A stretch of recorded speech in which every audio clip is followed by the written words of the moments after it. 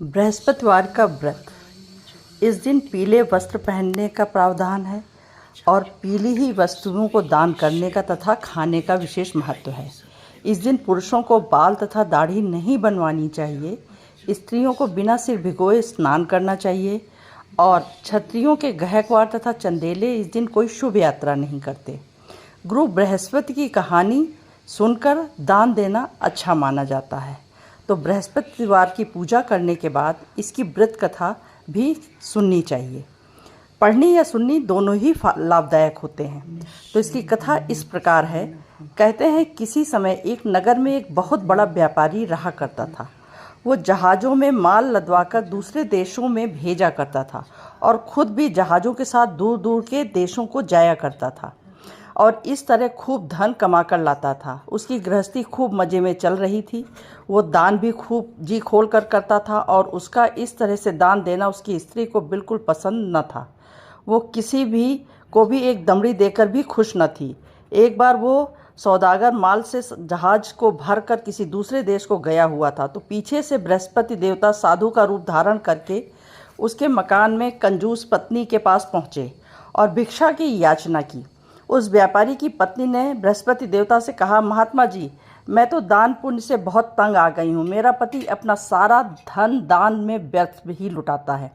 अब आप ऐसा कोई उपाय कीजिए जिससे हमारा सारा धन नष्ट हो जाए। इससे न धन लुटेगा और न ही मुझे दुख होगा। बृहस्पति देवता ने कहा, देवी तुम भी बड़ी विचित्र हो। धन और संतान तो सभी चाहते हैं। पुत्र और लक्ष्मी तो पापी के घर में भी होनी चाहिए। यदि तुम्हारे पास अत्यधिक धन है तो तुम इसे दिल खोल कर पुण्य दानों में काम करो। भूखों को भोजन खिलाओ, प्यासों को पानी पिलाओ, यात्रियों के धर्मशालाएं बनवाओ। कितने ही निर्धनों की कुंवारी कन्याएं हैं, धन के अभाव से बिना ब्याही बैठी हैं, उनका विवाह संपन्न करवाओ। और भी कई पुण्य कार्य ऐसे हैं जिनके कारण लोक परलोक सार्थक हो सकता है। लेकिन व्यापारी की स्त्री बड़ी ढीठ थी। उसने कहा, महात्मा जी, मैं इस संबंध में आपसे कोई बात नहीं सुनना चाहती। मुझे ऐसे धन की बिल्कुल आवश्यकता नहीं है जो कि मैं दूसरों को बांटती फिरूं। बृहस्पति देवता बोले, यदि तुम्हारी ऐसी ही इच्छा है तो फिर ऐसा ही होगा। तुम अब ऐसा करना कि 7 बृहस्पतिवार घर को लीप कर पीली मिट्टी से अपने केशों को धोना, भोजन में मांस तथा मदिरा करना, भट्टी चढ़ाकर कपड़े धोना, बस तुम्हारा धन नष्ट हो जाएगा। और इतना कह कर के पश्चात बृहस्पति देवता अंतर्ध्यान हो गए। उस औरत ने, जो कि बृहस्पति देवता साधु समझा के गए थे, कहे अनुसार 7 बृहस्पतिवार वैसा ही किया। केवल 6 बृहस्पति ही बीतने पाए थे कि उस स्त्री का संपूर्ण धन नष्ट हो गया। वो स्वयं भी परलोक सिधार गई। उधर उसके पति का माल से भरा हुआ जहाज समुद्र में डूब गया और उसने बड़ी मुश्किल से लकड़ी के तख्तों पर बैठकर अपनी जान बचाई। खैर, वो लकड़ी के तख्तों पर बैठकर रोता धोता किसी तरह अपने नगर वापस पहुंचा। वहां आकर उसने देखा कि उसका सब कुछ नष्ट हो चुका है और उसकी छोटी लड़की बैठी आंसू बहा रही है। उस व्यापारी ने अपनी लड़की को तसल्ली देकर चुप कराया और कहा, क्या समाचार है? लड़की ने सब कुछ साधु वाली पूरी कहानी सुना दी। उसने लड़की को शांत किया और भगवान की करनी पर बड़ा प्रसन्न हुआ।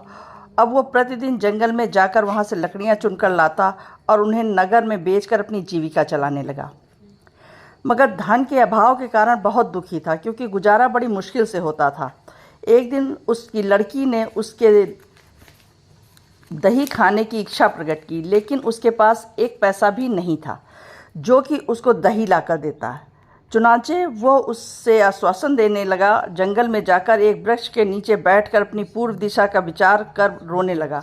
वो बृहस्पति का दिन था। बृहस्पति देवता उसकी अवस्था देखकर साधु का वेश धारण करके उसके समक्ष आए। उस व्यापारी के पास आए और कहने लगे, लकड़हारे, तू इस जंगल में किस चिंता में बैठा है? व्यापारी ने उत्तर दिया, महाराज, आप सब कुछ जानने वाले हैं। इतना कहकर वो आर्द्रकंठ और भीगी आंखों से बृहस्पति और अपनी सारी आप बीती सुना दी। बृहस्पति देवता ने कहा, भाई, तुम्हारी पत्नी ने बृहस्पति के दिन भगवान का अपमान किया था, जिस कारण से तुम्हारा ये हाल हुआ है। लेकिन अब तुम किसी प्रकार की चिंता ना करो। भगवान तुम्हें पहले से भी अधिक धनवान करेंगे। तुम मेरे कहे अनुसार बृहस्पति के दिन बृहस्पति का पाठ किया करो।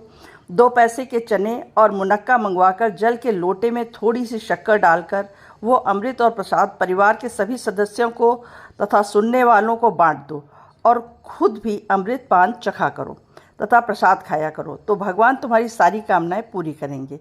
साधु को प्रसन्न देखकर वो व्यापारी ने कहा, महाराज, मुझे लकड़ियों में तो इतना लाभ नहीं कि मैं 2 पैसे का दही लाकर भी अपनी इकलौती कन्या को खिला सकूं। उसको मैं हर रोज़ झूठे आश्वासन देकर टाल देता हूँ और इसलिए मैं समय व्याकुल होकर बैठा हुआ हूँ। बृहस्पति देवता ने कहा, भक्तजन, तुम चिंता मत करो। बृहस्पति के दिन तुम शहर में लकड़ियाँ बेचने के लिए जाना। तुमको उस दिन लकड़ियों में 4 पैसा अधिक मिलेगा, जिसमें से तुम 2 पैसे का दही अपनी कन्या को खिलाना और 2 पैसे का मुनक्का और चने लाकर बृहस्पति देवता की पूजा और कथा करना। जल में जरा सी शक्कर डालकर अमृत बनाना और कथा का प्रसाद सब में बांट देना और खुद भी खाना, तो तुम्हारे सब मनोरथ सिद्ध हो जाएंगे। इस प्रकार बृहस्पति देवता अंतर्ध्यान हो गए। धीरे धीरे बृहस्पति का दिन भी नज़दीक आ पहुंचा। व्यापारी ने जंगल में से लकड़ियां इकट्ठे की और शहर में बेचने चला गया। उसको 4 पैसे अधिक मिले, जिससे कि 2 पैसे का दही उसने अपनी बेटी को दिया और 2 पैसे के चने और मुनक्का लाकर अमृत बनाकर प्रसाद बांटा और प्रेम से खाया। उस दिन से उनकी सारी कठिनाई दूर होने लगी। लेकिन अगले ही बृहस्पति को बृहस्पति देवता की कथा करवाना भूल गया। शुक्रवार को उस नगर के राजा ने आज्ञा दी कि कल मैंने यज्ञ का आयोजन करवाया है, अतएव कोई भी व्यक्ति अपने घर में अग्नि न जलाए और समस्त जनता मेरे यहाँ आकर भोजन ग्रहण करे, तो इसकी आदेश की अवहेलना करेगा, उसे सूली पर लटका दिया जाएगा। राजा की आज्ञा अनुसार अगले ही दिन जब राजा लोग के महल में भोजन करने के लिए गए, लेकिन वह व्यापारी उस दिन और उसकी लड़की दोनों ही तनिक विलम्ब से पहुँचे, अतः राजा ने उन दोनों को महल के अंदर जाकर भोजन करवाया और पुत्री को भी भोजन करवाया। महारानी की दृष्टि उस खूंटी पर पड़ी जिस पर उसका नौलखा हार टंगा हुआ था। उस खूंटी पर अब हार नहीं था। उसको विश्वास हो गया कि उस लकड़हारे ने ही उसका हार चुराया है, उसकी लड़की ही ले गए हैं। तत्काल सिपाहियों को बुलाकर दोनों बाप बेटी को कैद करवा दिया गया। कैद खाने में पड़कर दोनों बाप बेटी अत्यंत दुखी हो गए। वहाँ उन्होंने बृहस्पति देवता का स्मरण किया। चुनांचे बृहस्पति देवता वहाँ प्रकट हो गए और कहने लगे, भक्तराज, तुम पिछले सप्ताह बृहस्पति देवता की कथा करना भूल गए थे, इसलिए तुम्हारा ये हाल हो गया है। अब तुम किसी प्रकार की चिंता ना करो। बृहस्पति के दिन कैद खाने के दरवाजे पर 2 पैसे पड़े दिखाई देंगे। तुम वो पैसे उठाकर चने और मुनक्का मंगा लेना, फिर विधि पूर्वक बृहस्पति देवता का पूजन करना तथा कथा करवाना। बस फिर तुम्हारे सब दुख दूर हो जाएंगे। और जब बृहस्पति का दिन आया तो उस व्यापारी को जेल में के मुख्य द्वार पर 2 पैसे पड़े मिले। बाहर सड़क पर एक औरत जा रही थी। व्यापारी ने कहा कि वो बाजार से उसे 2 पैसे के चने और मुनक्के ला दे ताकि मैं बृहस्पति देवता की कथा करवा सकूं। उस औरत ने कहा, मैं अपनी बहू के कपड़े सिलाने जा रही हूँ, तब मैं तुम्हारे भगवान बृहस्पति की क्या जानूँ। इतना कहकर वो औरत वहाँ से चली गई। थोड़ी देर के पश्चात वहाँ एक और स्त्री निकली। व्यापारी ने उस स्त्री को बुलाकर कहा, बहन, तुम मेरे लिए बाजार से 2 पैसे के चने और मुनक्के ला दे, मुझे बृहस्पति देवता की कथा करवानी है और प्रसाद बांटना है। वो स्त्री बृहस्पति देवता का नाम सुनकर गदगद होकर बोली, बलिहारी जाऊं और भगवान के नाम पर मैं तुम्हें मुनक्का और चने लाकर देती हूँ। मेरा इकलौता बेटा मर गया है। मैं तो उसके लिए कफन लेने जा रही थी, मगर अब मैं पहले तुम्हारा ये काम करूँगी, उसके बाद ही मैं अपने बेटे का कफन लेने जाऊंगी। फिर उस व्यापारी के लिए 2 पैसे का मुनक्का और चना लेकर आई और स्वयं भी बृहस्पति देवता की कथा समाप्त होने के पश्चात वो कफन लेकर अपने घर की ओर रवाना हुई। देखती क्या है कि लोग उसके बेटे की लाश राम नाम सत्य कहते हुए शमशान की ओर ले जा रहे हैं। स्त्री ने उन लोगों से कहा, भाई, मुझे मेरे लाडले का मुख तो दिखा दो।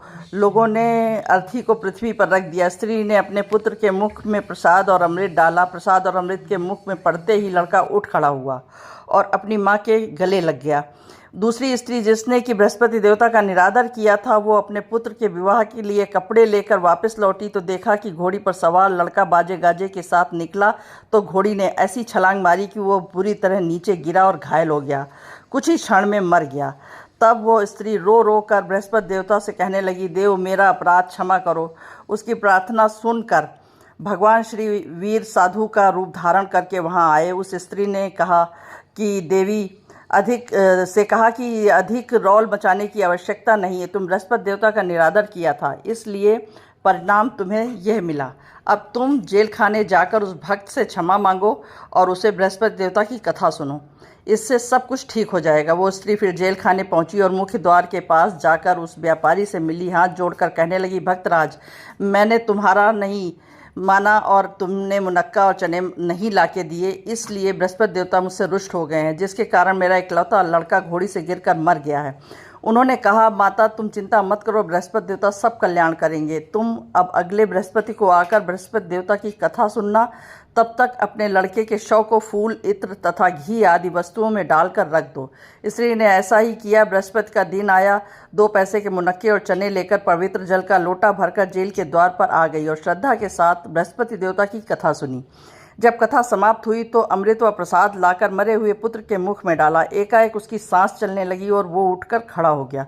पुत्र को लेकर वो प्रसन्नतापूर्वक अपने घर को रवाना हुई और बृहस्पति देवता के गुण गाने लगी। और उसी दिन रात्रि में राजा को बृहस्पति देवता ने स्वप्न में दर्शन दिए कि हे राजन, तूने जिस व्यापारी और उस लड़की को जेल में बंद कर रखा है वो दोनों निर्दोष हैं। अब दिन निकलने के साथ ही दोनों को जेल से रिहा कर दो। तेरी रानी नौलखा हार उस खूंटी पर लटका है।